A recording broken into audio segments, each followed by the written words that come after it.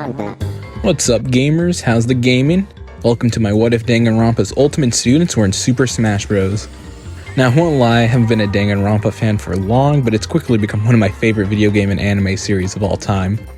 Online, I see many people say these guys have very little moveset potential, which is why I felt inspired to make a good moveset accurately portraying the characters in the game. Now, if you haven't played the series, I highly recommend it, and to try and to avoid as many spoilers as possible. However, go ahead and keep watching this video, as I made sure to keep all spoilers to a minimum. There are a few spoilers that only reveal small things like murder weapons, but any big spoilers will have a quick warning, which should only happen like once or twice. Anyways, Danganronpa is a game about high school students who are trapped in a killing game.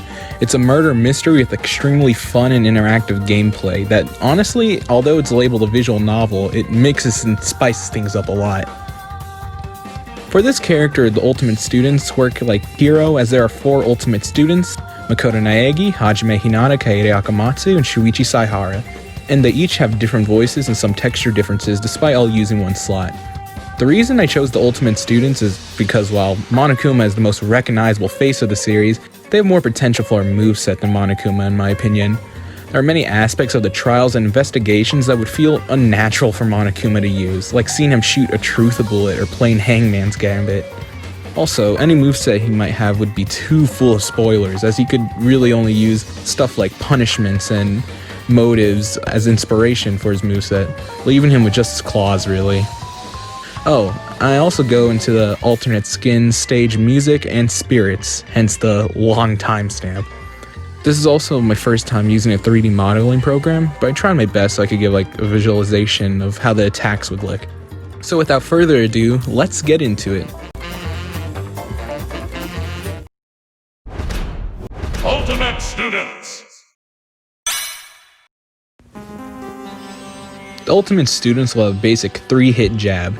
In the entire moveset, is the only attack that uses any sort of hand-to-hand combat, as the ultimate students aren't really known for their impressive fighting skills. They'll throw 2 simple punches, which go into a 3rd gentleman hit, which I use as a giant search hand. This kind of works similar to Isaac's jab in Super Smash Bros. 2, if you ever played it. They do have a rapid jab, which is basically just a bunch of search hands being fired out, which ends in a giant search hand. I feel like this represents how in V3 you're supposed to thoroughly investigate a room by honestly just firing and spamming at everything. The dash attack uses the board from the Logic Dive minigame. For a brief moment, the ultimate students will become the moving hitboxes as they slide forward into the braking motion. They'll spark up small flames in the style of the hazards. Those will also be hitboxes. The dash attack will have a travel distance of about Pac-Man's dash attack for reference. The tilts all used a rebuttal blade from Rebuttal Showdown. The side tilt simply slashes out in front of him, the up tilt slashes upwards, similar to Hero, but without the little jump, and the down tilt slashes across the floor.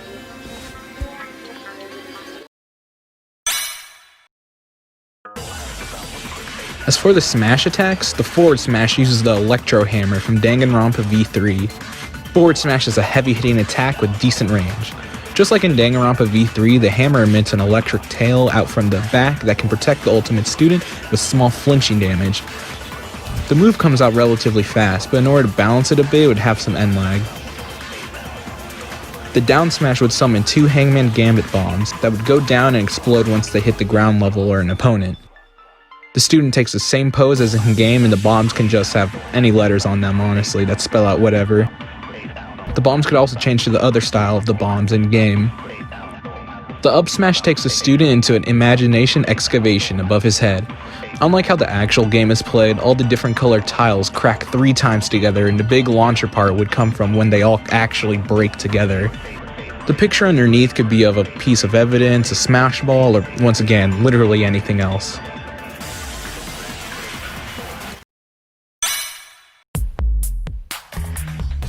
For the aerials, I tried to theme them all around the first trial's murder weapons mostly. The forward air uses a kitchen knife, the very first murder weapon, as the forward air. Imagine the move would come out with some hesitation into a quick slash to represent the original user's hesitation. The movement would be like Terry's up air, but forward, if you kind of get what I'm saying. The up air would have the ultimate student strike straight up into the air with the iron skewer. It would have pretty decent range, but small hitbox. For the down air, they drop a shot put ball. The ball is pretty small and drops straight down. It does a lot of damage but wouldn't do much knockback, so it's not a great killing option. Also, since it's pretty small, the hitbox is also small. The back air is a bit different, as it uses the hacking gun from Ultra Despair Girls. They simply turn back and shoot projectiles similar to Villager and Isabel. The main damage is the projectile, but the gun and area between the gun and the student's side have a hitbox just to help protect them while they're using the move. The neutral air uses the model golden katana found in Makoto's room from the first game. While this wasn't the murder weapon, I wanted to use another attack that references Trigger Happy Havoc, as it's hard to reference that game specifically for this moveset. Also, it allows for a nice quick range neutral air.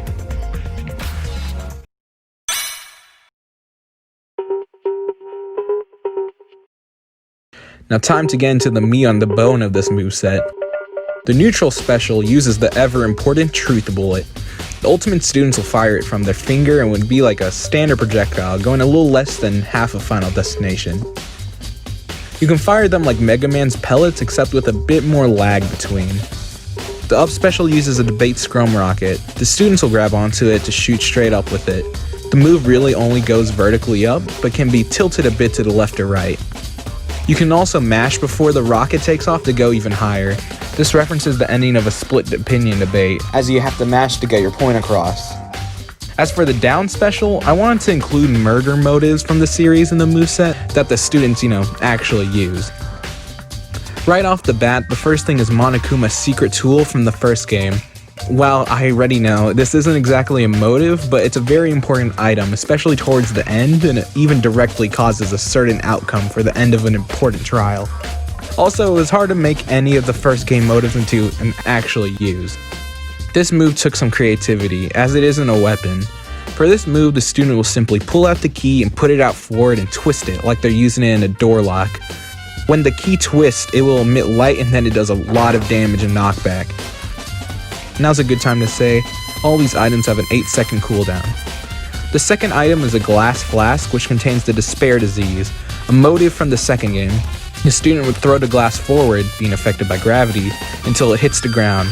If it hits the ground, a glowing puddle will be created for 4 seconds that will put a poison effect on anyone who touches it. If anyone gets hit by the flask, they'll also get poisoned while taking flinching damage from the glass breaking. While it primarily poisons, there is a 4% chance that the opponent's controls will be reversed.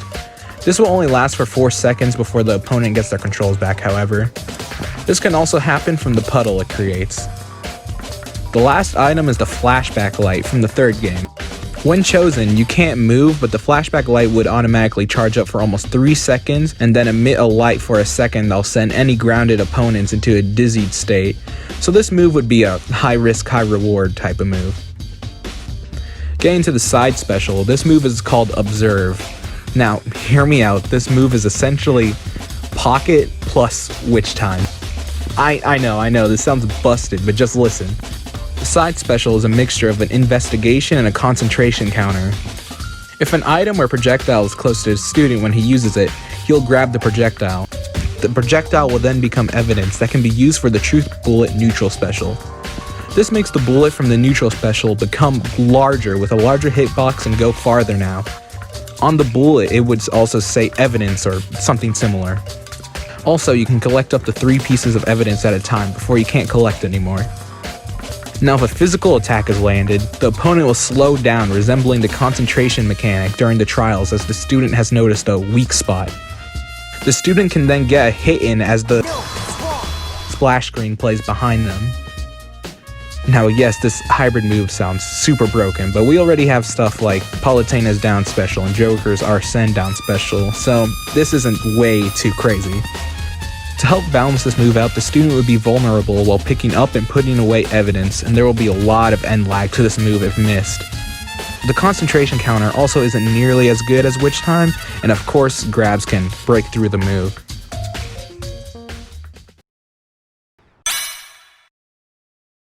Now, getting into the gimmick, you can't really represent Danganronpa without having hope represented.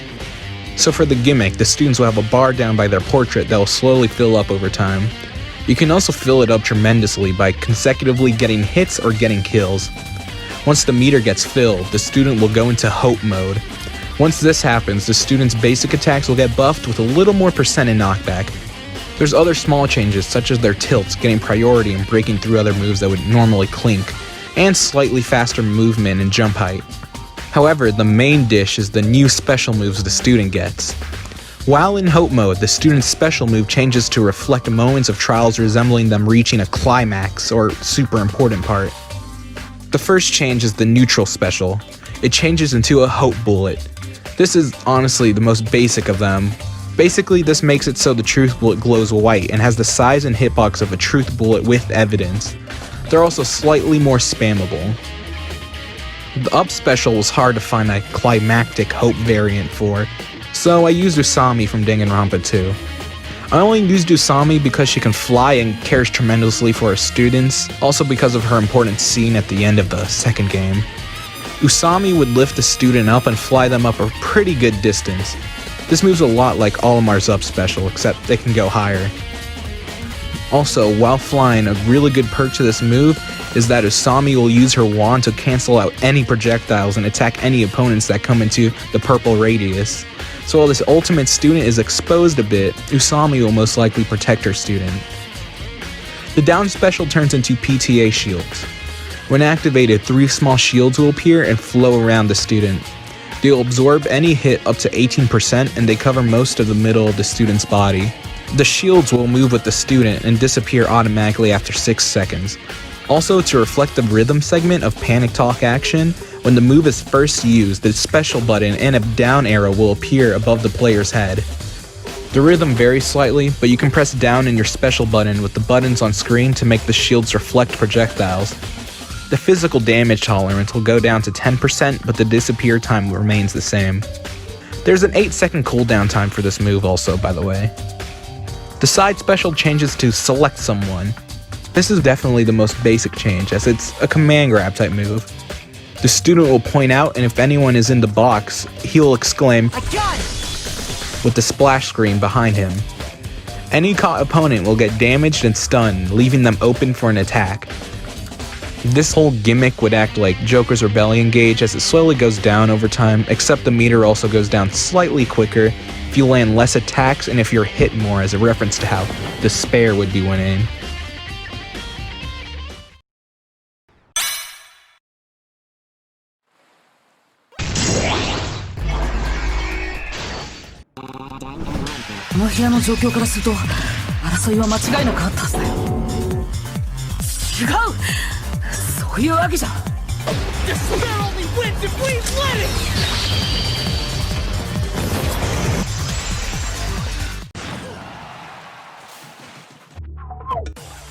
Alright, so the Final Smash is closing argument. The reason I made this the Final Smash is because it's what closes off every case and what ultimately shows that the culprit is backed in a corner, so it seems fitting that this is what's used for the Final Smash, as it's climactic and a finisher. The climactic reasoning part of the Final Smash was hard to work with, but I basically made it so that the culprit is trying to get in the way of the ultimate student's victory, and therefore hope by attacking and attempting to kill them. It then goes into the next part, where the ultimate student exposes who was the one getting in the way. It would then go into a segment similar to the anime where the camera pans to the student, and then they shoot an ultimate hope bullet at the opponent. When this happens, the break GUI appears, and then the opponent is launched as the scene returns to normal. I've also been wanting to include a place where the student talents could pop up, so I used a text box that appears in the Final Smash. Regarding the caught opponent, the game would have preset default basic poses that each character would take when going into a panel. Also, obviously all the voice lines would be in English or whatever language. I just didn't have those lines. I feel like a lot would need to be considered here to not make the Final Smash too long, but also to make it feel unique. So maybe we could have only the mega hope bullet scene, but spiced up a little. I truly think the ultimate students have a lot of potential for a unique Final Smash. Also, because of the nature of this Final Smash, it can only catch a maximum of 1 opponent.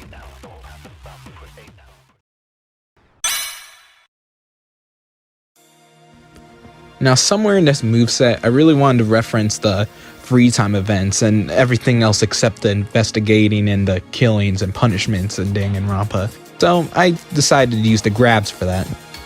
I used presents from the Mono Mono machines for the grabs, and I try to use items that are references to other characters such as Kaito or Kyoko. The main grab, however, is based off the chains that appeared during V3's Mass Panic debate. I used this minigame as the inspiration because the chains stop the flow of the debate and stop the opponent from moving on.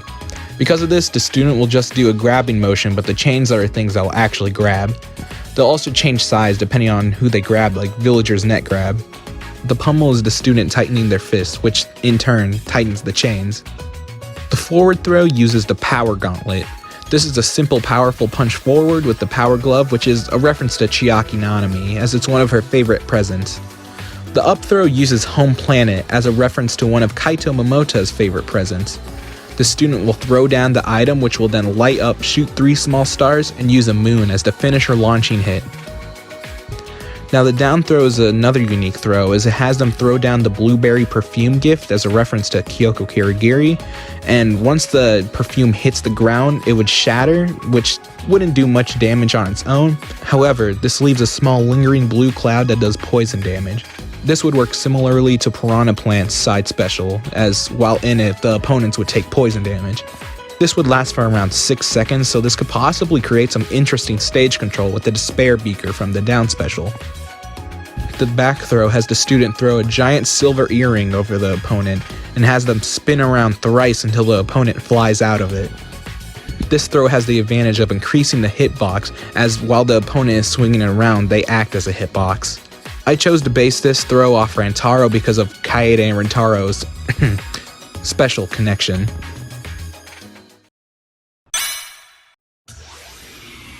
Next up, we got the taunts. The first taunt is a psych up taunt where the students say something encouraging it. They each can say something different as they're very different characters, as a reference to each character's own personality, especially each of their own most climactic moments. Hope keeps on going. I will fight for my future. I'll do it.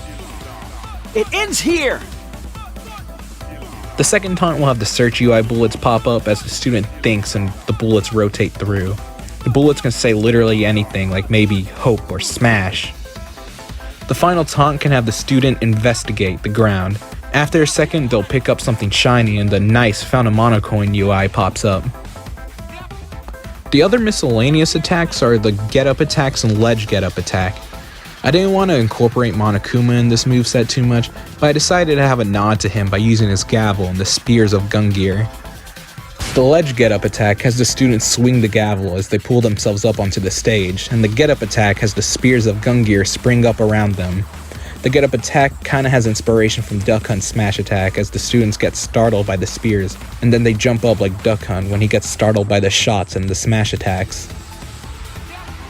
Now for the victory poses, I took a bit of creative liberty.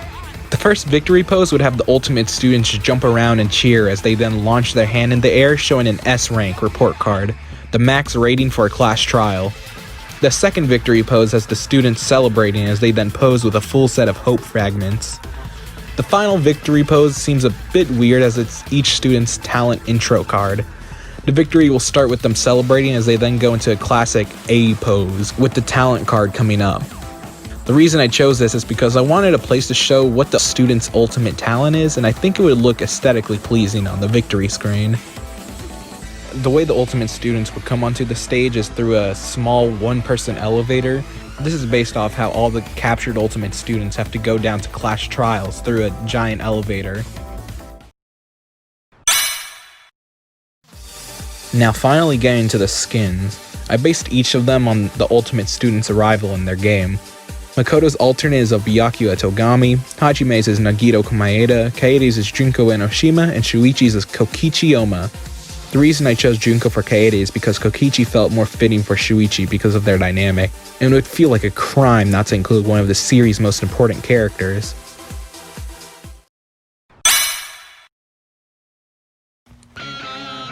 Now for the stage, I wanted to represent each game and get a little more creative than just a Clash Trial Ground stage.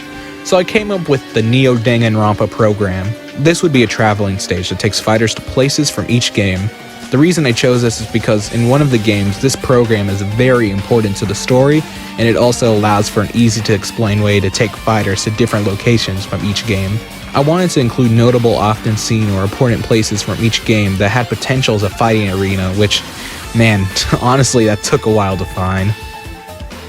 Each game has 3 areas from its game, and each of them start off with a Clash Trial Ground. Trigger Happy Havoc's Trial Grounds will be a flat room with the podiums in the middle, and the podiums would also act as platforms but can be broken. There will also be monitors and surveillance cameras acting as platforms towards the corners of the screen. The camera will then pan over and make its way over to the gym stage. Remember, the building structure isn't exactly correct because, well, it's a game. In this area, parts of the tree also act as platforms to help give fighters some footing. Next, the camera will take you to the cafeteria. Here, the blast zone will only be on the left and at the top of the screen. There will be a glass wall on the right, and there will be simple tables and chairs as breakable extra platforms in the middle. However, after a second of being here, the glass wall will smash open as an escalator has appeared and smashed through. The camera will then follow these escalators into Monokuma Rock. Once inside Monokuma Rock, the trial ground will be in the room, and it will also act almost the same as the first game, but soon after, the walls will fall down, revealing that the Clash Trial stage is merely part of a larger island.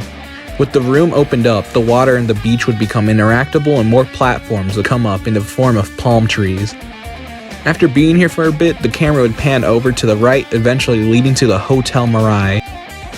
This area would have a solid middle platform in the form of the Hotel Mirai front cover and the buildings leading off from the left and right. After this, the camera pans over to a train which all fighters need to get on quickly so they don't get left behind. The train will take off and quickly arrive at the funhouse. Fighters will be urged into an elevator by the game, and the ground will start to spin with some platforms coming in and out of use, similar to Spiral Mountain. After a second, they will be urged out onto the other side of the room and end up in V3's Trial Grounds. This Trial Grounds gimmick is that after a second, podiums will start floating up, creating more stage and go up into the air with a middle central platform. This is in reference to the split opinion debates that happen here. After a second, the podiums will go off to the left and right and disappear, and the middle platform will rise into Kaede's research lab. This area will have a middle central platform with some chained floating platforms from Tenko's lab. After a moment, the camera will start to pan up and the fighters will move on the railings from Korikyo's lab until they reach a dark area. The lights will flash on all at once and reveal that the students are in the death road of despair. This part of the stage is definitely the biggest as there's a lot of geometry you can move through. There's blast zones on all sides, platforms, and an occasional Monokuma bomb hazard. Once your time here is done, the camera will pan right and go into Trigger Happy Havoc's Clash Trial Grounds once again. Now yes, this stage sounds super elaborate with a lot of rooms, but we have stages like WarioWare with a bunch of minigames and Pac-Land that takes you through a super long area. The Neo Danganronpa program goes for about 5 minutes until the whole stage has gone through a loop, so yeah, this would definitely be one of the biggest stages, and if it's really too much, then, well, a Clash Trial Grounds will do. I think it would be really neat if we could have cameos from each of the characters from each of the games in the stage. They could just appear in the background and be like in their normal sprites. They don't have to have full 3D models, but I think it'd be really neat if their sprites were just in the background and we react when things happen. Kind of like the Phantom Thieves in the Memento stage.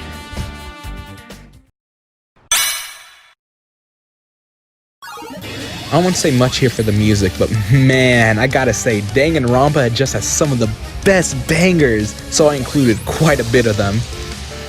Also, the blue tab means it's a remix of the original song. I think a good amped up fighting version of Danganronpa's main themes mixed together would be absolutely amazing, and a remix of Mr. Monokuma's lesson mixing in some of Mr. Monokuma's extracurricular lesson would be great. I definitely wanted some music from Ultra Despair Girls, so I chose 3 of the best songs. The Super Final Ultra Despair Final Rhythm is a mix of Super Final MTB and Hyper Ultra PTA. Honestly, I just really like these songs a lot and want a remix of them combined. Also, maybe throw in a motif from Let's Start the Killing Game? Now, the punishment time should be self-explanatory. I think it would be cool to kind of remix all of them together, besides maybe a few of them that would be spoilers because of the style of the punishment time music. But other than like 2, everyone should be just fine. Finally, the School Life melody is just a remix of the main School Life themes from each game.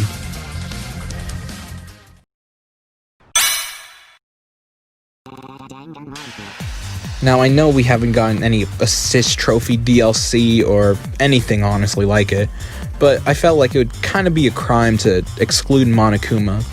And honestly, I think he would make a great assist trophy. The way I see Monokuma working is he travels around and will attack someone, sending them into a puff cloud, which then dissipates with them in the blast off punishment. The opponent will then fly up into the air, and if they don't mash out in time, they'd be taken off screen. It's kind of a mix of Prince of Sable, assist trophy, and Galaga.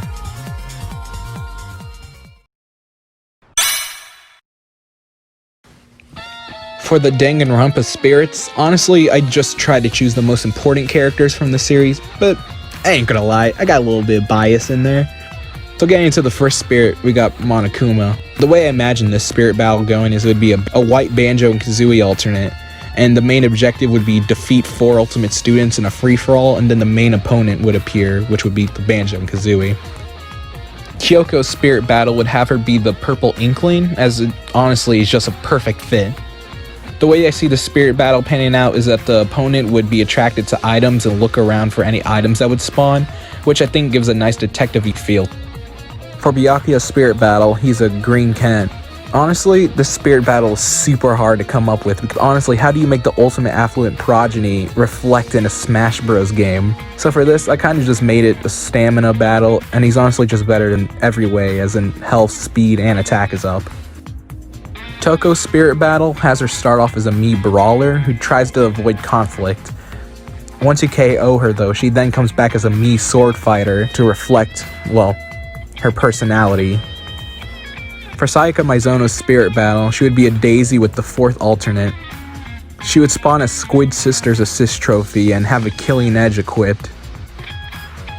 Now this is mostly a joke pick, but I mean, he's a good character. For Yasuhiro Hagakure's spirit battle, he would be Shulk. The whole gimmick of the spirit battle is that he would constantly use Shulk's down special, which is Foresight, reflecting his talent. Also, there's a chance at landing a critical hit, once again emphasizing his talent. Chihiro Fujisaki's spirit battle would have her spawn in as a villager. She would prefer to avoid conflict, and she would throw out a Ditto Pokeball, acting as alter ego. Junko Enoshima would be represented with Peach. The main opponent starts invisible, and it's also a time battle, and once again, you start asleep. Chiaki Nanami would be represented by Zelda. The floor would be sleep-inducing to represent her character, and she would start off with a Galaga to represent both her talent and the little pin she has in her hand. Nagito Komaeda would be represented by Korin. The floor would be on fire, and after a while, a poison smokescreen would come on screen. He would be hard to launch and also has a chance at landing critical hits, as a reference to his luck talent. Usami would be represented with Isabelle. Isabelle would start with a rocket belt, star rod, and a bunny hood. Fuyuhiko Kuzuryu's spirit battle would have him be represented by Lucas, and would also represent Peko Pekuyama as Lucina. The gimmick would be to defeat the main opponent, Fuyuhiko, but also Lucina will attack and come at you at the same time. Lucas will also be equipped with a Rage Blaster, in reference to both Fuyuhiko's personality and his talent as the ultimate Yakuza leader. Akane Iwaru would be represented by the Wii Fit trainer. Once she eats the food, she'll power up, and she has super armor during the whole fight. The next spirit battle would be Kazuichi Soda. He would be represented by Lemmy. The opponent would start off with a drill to represent, well, his mechanical prowess, and items would spawn which he would be attracted to represent how he likes to tinker with everything, since he's, well, the ultimate mechanic.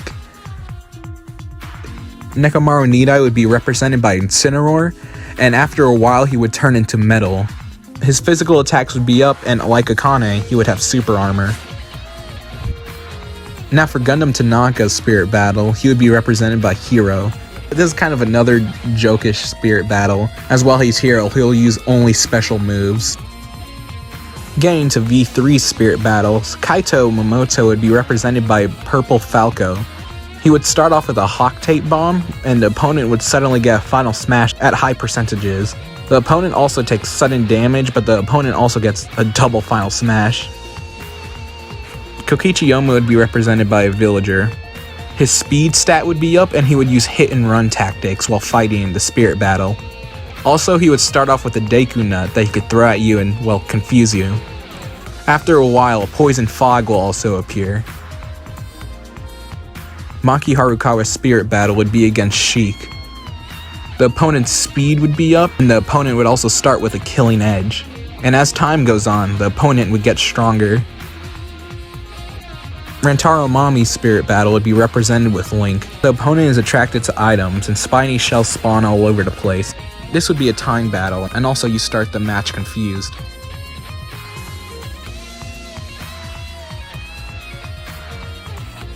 Kibo would be represented with Mega Man. At first the opponent would prefer not to fight, but then once he gets KO'd, he'll respawn with a rocket belt and he will have super armor. He'll also be equipped with a super scope. Sumigi Shirogane's spirit battle will be represented by Kirby. To represent her talent as the ultimate cosplayer, she would prefer neutral special with Kirby and just try to inhale you and copy your looks. The Monocubs will be represented by 5 Robs, as reference to the Exosols. The Robs would be mega, and the punch attacks would also deal more damage. Also, they have reduced knockback. Now, I really wanted to include a spirit from Ultra Despair Girls, so, the obvious choice was Kamaru Naegi. This is definitely the most simple spirit battle, as Kamaru is represented by a villager, and she really just has the ray gun to represent the hacking gun.